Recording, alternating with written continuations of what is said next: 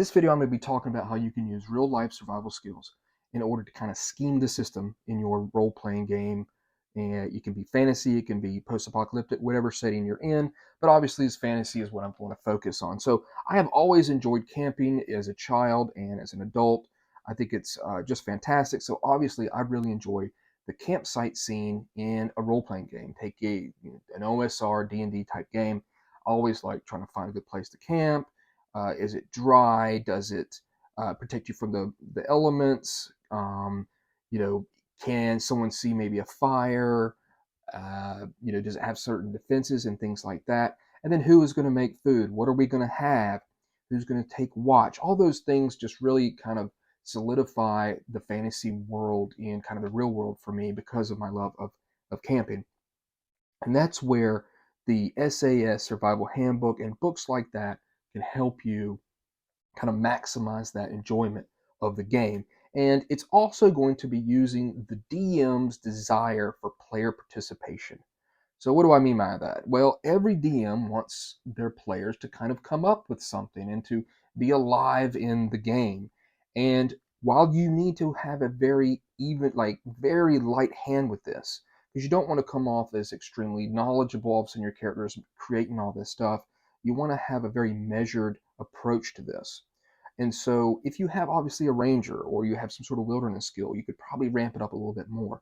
But a lot of the stuff that's in these books that not only you can learn for your own knowledge, you can then transport that into your character to do some very basic survival in your role playing game. So I'm going to jump around a little bit. I've got some bookmarks here, and I'm going to just show you about the SAS Survival Handbook because it's one of the best ones. It's on many lists. It's never going to be overlooked because it's so great. So one thing that's cool is climate and terrain. So you've got stuff like polar regions, mountains, seashores, islands and arid regions, tropical regions, and these are interesting information for different type of settings that might be in your role-playing game. Be it tropical regions or arid regions, maybe it's like Dark Sun or something like that. Mountains, you're talking about Icewind Dale or whatever, seashores. And so this is a good section here. And of course, it's going to relate it to our world, but there's some cool stuff in here that you can look at, such as for polar regions, just to kind of educate yourself. And as a DM, you can also incorporate a lot of this stuff into your game, obviously.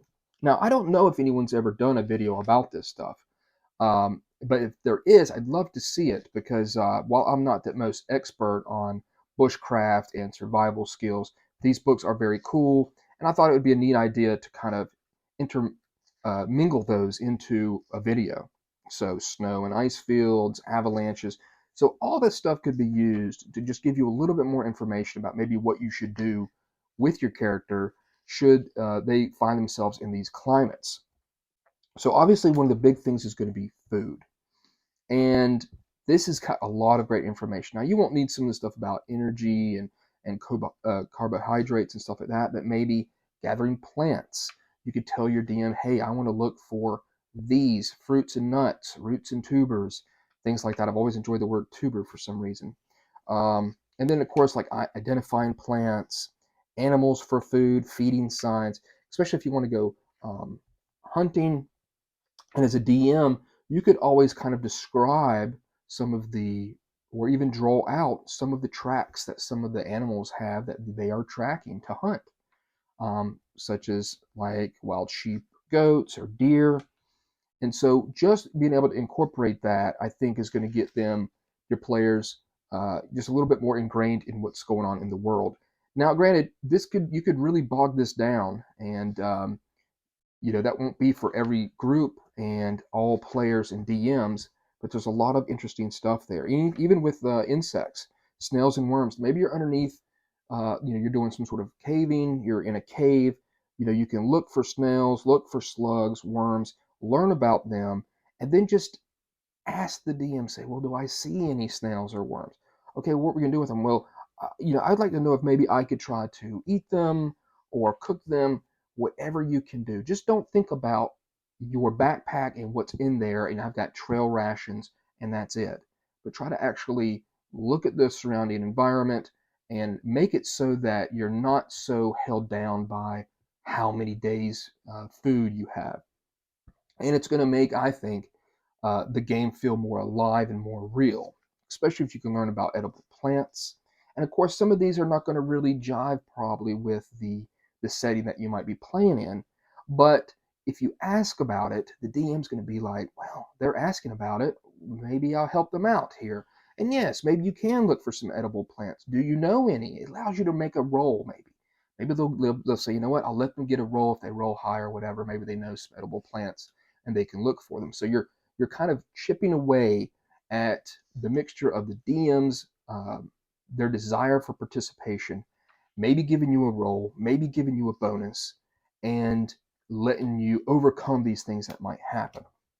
So we can go to traps. So there's a great section here on traps. Very easy. You say, hey, I want to maybe get some wire, get some rope. I want to try to put this together. You can make a spring snare, um, a spring tension snare. There's a bunch of stuff in here. And if you just say real quick, hey, I want to just do this, this, and this, that DM's going to more than likely, I would be very surprised that someone would balk on this and be like, okay, well, they want to do something. And I think I want to let them try to do that. Spear traps, of course, you can lay that up for your campsite in case you fear some sort of attack by the local orcs or goblins or whatever the case may be. Then we've got, of course, hunting, and make your own bow and arrow. And of course, you could say, well, you can haggle a little bit with your DM and be like, if I can make my own bow, maybe it's not as strong as an actual professional bow without skill, but if you tell them what you want to, how you want to try to make it, maybe they'll allow you to. This is a great one. Weapons from flint.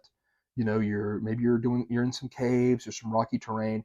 Ask the DM, is there, I want to look for any type of flint. Maybe you have a character that's like a dwarf. Maybe they're not exactly a wilderness type dwarf, but you can sit there and say, I want to look for black flint anywhere. I see some black stone. And then strike it, use it to make weapons from it. Obviously, how to make stuff like a catapult, or how to snare birds and spears. Great information here that obviously you can use in your game. Handling the kill, that's some interesting stuff you might not really need unless you want to try to, of course, get some sort of pelts or something like that. And then fishing. I think this is a great one right here. How you can make your own, be like you're walking through the woods. Tell your DM, I'm looking for vines that have thorns on them. Try to seek out something that you can use for fishing. Here's a great one, using floats and weights. Maybe you can rig up something like this at your campsite if you're near a water source. And then you tell the DM, I want to set this up and then I want to go do something else because this will, if it catches a fish, that fish will be held there. You can go and do something else. So you can set things up in your area and be able to accomplish more things, maybe setting up more of the camp or cooking or whatever the case may be. Again, great information in these books. And there's more to, I've got one more I want to show you too, I think is pretty neat. And of course, here's a great one here, the Campcraft. And one thing this will allow you to do as well is it'll possibly help you unburden your character. Maybe you don't need to have a tent or a bedroll or something like that. Make your own. Create using a natural hollow. Tell them if maybe you've got an axe, or if another character has an axe, you want to fell some trees down, some small trees, and look for some sort of shallow depression in the ground. Using a bough shelter here, maybe a tree's fallen down, and you can set up camp there. Maybe a fallen tree trunk. So there's a bunch of stuff that you can do. Make a stone barrier. All these things. I'm looking through this book and I'm like, this is a great way to make sure that not only are you unencumbered, but because you can always obviously leave it, but you can make these things in the game, and your DMs more than likely can be pretty excited that you're involved in it, just as long as you don't do too much. All of a sudden, you're doing step-by-step type of instructions to your DM. That's going to probably get on everybody's nerves. Tropical shelters here for that certain type of setting. Arctic shelters, again, great information. And so we're just going to jump around here to the next section about fire. Very important section. Um, if it's windy, tell the DM that you want to bury it down in a trench. If the land is swampy or there's snow, you can raise it up.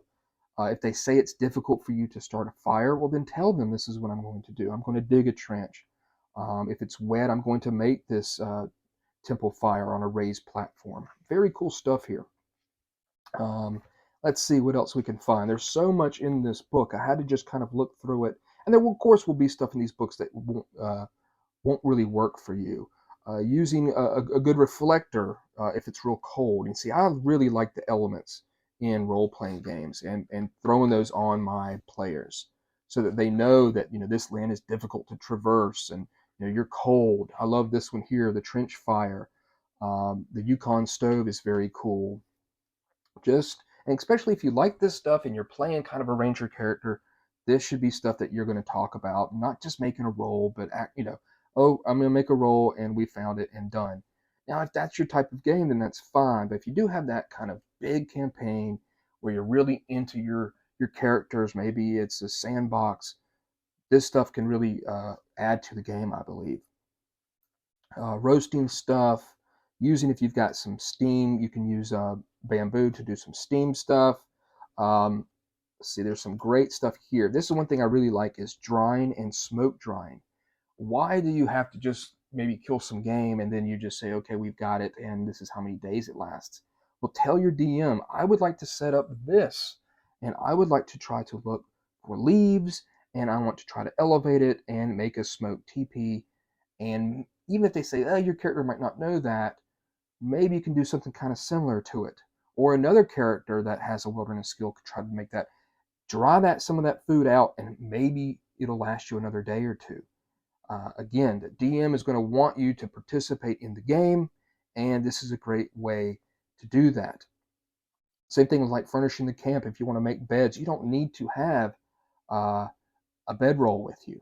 You can make your own while you're out there. There's so much time that is spent, especially when you're traversing a good bit of distance in your game, that you can be, while you're walking, traveling, whatever, look for some of these things. Tell the DM, I want to look for this type of, trees or fallen limbs or leaves or stuff like that and collect them as I go along. I seriously, seriously doubt that a DM is going to put the brakes on that, unless, of course, you get a little bit too uh, detailed with it. So on the move, it's got some cool stuff here, mainly because it's going to show you how you can actually make your own backpack, make a Hudson Bay pack, a baby bag in essence, how to carry people if someone's injured. Just describe it to them and say, hey, I want to make this sledge. Maybe you can use that to haul loot out from tombs and dungeons and stuff. And it's going to help you kind of stretch that extra um, distance there. And you won't have to return, or you can take more. Of course, talking about how to make rafts and stuff for water adventures. And then here's a great section in the back on medicinal plants, much kind of the way the food is. Really delve into looking for certain ways that you might be able to heal or cure things with the plants that you find around you. Now, there's other stuff in this book, and this is, like I said, this is just one, but it's one of the most popular ones. And there's some stuff in here that could probably help you. Some cool stuff about like hurricanes or tsunamis if you find yourself in that, a flood. Maybe there's some things in here that's going to help your character. So that's the SAS book, and it's very good. I happened to go to my local used bookstore, and I found this absolute gem. This is the 1970, so it's 53 years old, field book for boys and men from the Boy Scouts of America. And this thing is also a well-known, excellent book. Not only does it encompass everything about the Boy Scouts and what they do, but it's got all sorts of stuff about food, about fish, frying up meat, breakfast, timing your meals, everything that you can see here. It's a very good book, how to make fires. And again, just to show you some of the options that are out there, thought it was an amazing find when I got it. And it's an absolutely fantastic book, full of cool pictures, and can very much fit the same bill as the SAS Survival Guide. And of course, they make little tiny ones too, SAS Survival Guides. This is one of the older ones. You can throw that in a bag or whatever you have. And then you've got this great book here, Edible Wild Plants, just to kind of expand again on looking for edible plants in much like the SAS Survival Handbook there. But one good thing about this book is it shows you how some of these plants, how they're harvested and how they're prepared. And as a DM, you can also get inspiration from this to create kind of fantasy versions of them, if you will.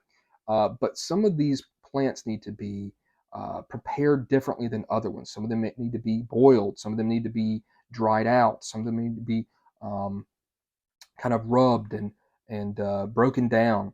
So it's another really great book, not only for your own knowledge, but something that you can use in the game. And parts of plants that might be edible and not edible. So all these are just great tools. This is pretty much, these are all the same. These small ones, very cool. Just a smaller version of the big book there. But use these in your game. Use them very sparingly, but don't freak out if all of a sudden you're running out of some trail rations. Don't freak out about water. There's ways in these books to look for water. Use that with your character. Judge it accordingly with if you're a ranger or some sort of wilderness skilled character, and just kind of give that notion that, hey, I'm involved in the game. I want to try to survive, and these are the things, the tools, and the know-how to try to get past maybe another day.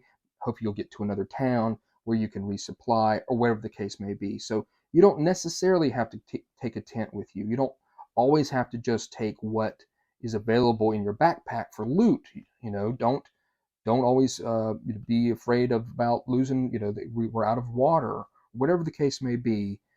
Much the way that it is with the survival in real life, just keep a cool, calm head, have some of these tools at your disposal, and then, kind of let the DM kind of embrace that.